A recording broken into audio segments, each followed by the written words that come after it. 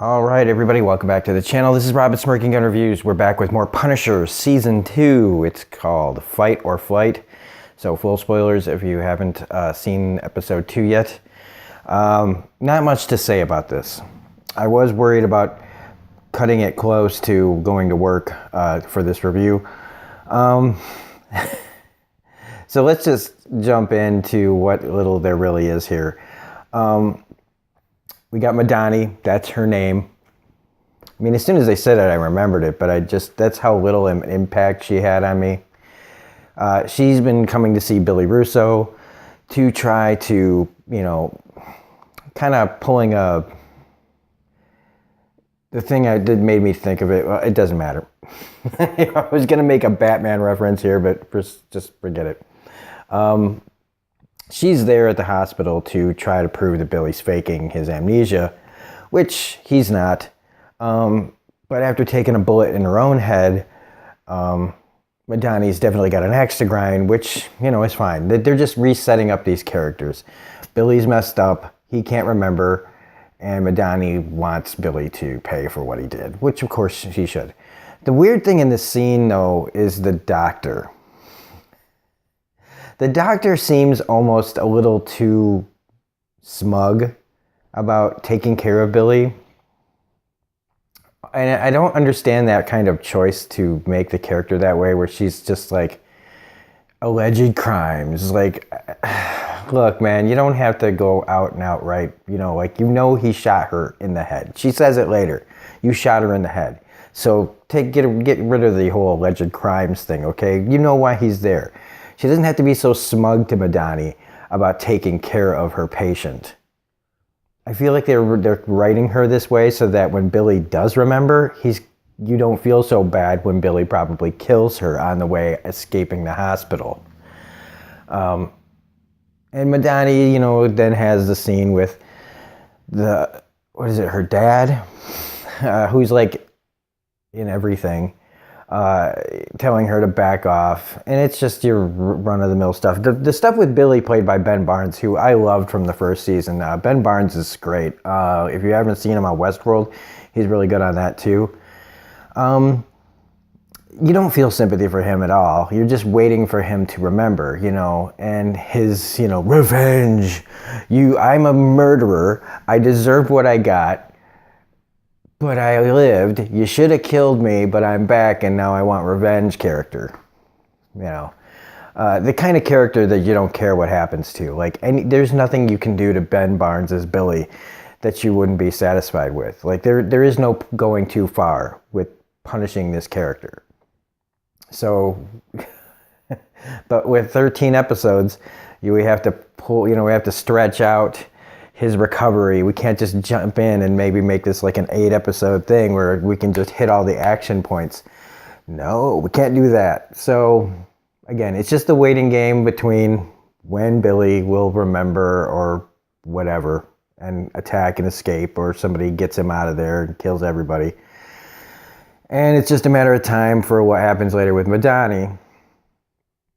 Who, again, another important choice. There's a lot of just cliches in here that I wasn't that. When the action hit and Bernthal's on screen, it's all really good. But this was a cliche-ridden episode. So this girl that he's taking care of, again, I don't even know her name because she's not important. Her character's name isn't important. She's an annoying girl that I have to protect. They've written her to be maximum annoying. She's that character in these kind of situations where they can't just be agreeable. They can't just be like, okay, whatever you say, man. No, they always got to be, I'm tough and I'm not going to tell you. And I'm actually protecting you from knowing what this is all about and all this other crap. And when it's just going to be like, you know what? Shut up and just tell me what's going on. But no, we can't do that. We can't just get to the fucking point. Because again, stretch the plot. So she's just, I don't care. I don't even care if she gets killed in the next episode. I don't care what her backstory is at this point. Shoot her in the head. Let's move on. And so, he, I do like the No Country Old Men kind of thing that Frank does, where he's like breaking into the room next door, and his like argument with the girl who runs the hotel over rooms. But I do love that he, like breaks into the next room and creates this whole thing so that when the people do come to kill them, he just kills everybody. The thing that I didn't like was like why he you knew that last person that he was gonna interrogate was gonna live. You know what I mean? He can't just kill everybody, and that's the problem with this Punisher. The only problem I have with this Punisher is nothing with Jon Bernthal. It's how they've written him. This is TV Punisher.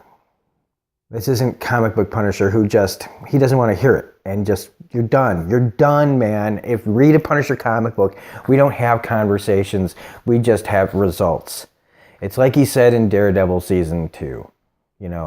I put people down, they stay down. Like, he doesn't mess around. And there's too much messing around in this. He'll take out anybody that's a red shirt. But all these other characters are protected momentarily, at least, from actual Punisher. The TV Punisher can't just take out everybody. The other thing in this is when he does get arrested. It's not the first time Frank's been arrested in things, but this is definitely setting up to be like a Terminator situation, Terminator 1, where, you got all the people in one place, small town cop situation, and all the crooked people knowing where they're at. Frank giving them an out. They're not listening because they don't understand the gravity of the situation that they're in. And every cop in that place is probably going to die. And that's what I mean. It's just there's all these cliches that have been used in other movies throughout this episode. And like I said, while Bernthal is always electric on screen, I mean, even in the scene where he's having the girl take the bullet out of his ass, he's awesome. And Alexa Davalos' part in this, I'm glad that she just gave it up. I mean, there wasn't any hesitation in her part to give Frank up. I mean, this Pilgrim guy, he was wording it in a long, drawn-out way so that she would understand what was clearly going to happen to her and people that she loved. So there's no reason to just not give it up. That's realistic. People aren't going to the mattresses for people, okay? And people aren't going to risk torture and any kind of harm to anybody. People just give information up. Okay? I mean, the one thing that Pilgrim guy got right was you don't owe this guy anything. And I'm a real threat right in front of you right now. In other things, they usually go, no, I'm not going to tell you. And, they break your finger or cut off a hand or something or, put a gun to a kid's head. I like that she gives up the name, then she gives up his last name. And that's the way people would be. I mean, that was written realistically. And that's the thing that always bugs me about things like this is how can they get something so right realistically and then just throw in all these cliches, just one after the other. It's not a bad episode. It's just after seeing so many things over the course of my life, I can't ignore the cliches that just kind of go, this could have been better. But it wasn't terrible. It's just there's a lot of catch up in this episode. There's a lot of reestablishing characters. There's a lot of things that are going to pay off later. Like another cliche is Madani saying she's not going to help Frank when he calls her. I'm not going to do it, Frank. You're not in my life anymore. And then, like an episode later, she'll be like, okay, I got to go help Frank. Dang it, he's still in my life. So anyway, that's all I really got for this. The action when he blows everybody away was fine, but it was just over too quick. I mean, it's kind of like every episode of television, like The Walking Dead, where it's a lot of talking. Then the last 10 minutes, there's some interesting stuff going on, all set up for the next episode. So that next episode will probably be a lot of talking and bad guys getting set up and speeches about, hey, when I got into this, I didn't know I was going to end up like this. And then the guys are going to come and there's going to be a massive shootout and Bernthal's going to get some guns and he's going to blow a bunch of people away. And then all the other cops will be dead and he'll be dragging that girl out. So predicting what the episode's going to be before I even watch it. So I will be reviewing episode 3 when I get home later on, and probably episode 4 as well. So if you like this mini review, please hit the like button, comment, share, subscribe. What do you guys think of this season so far? All right, this is Robert Smirking Gun Review saying, have a great day. We will see you in the next video.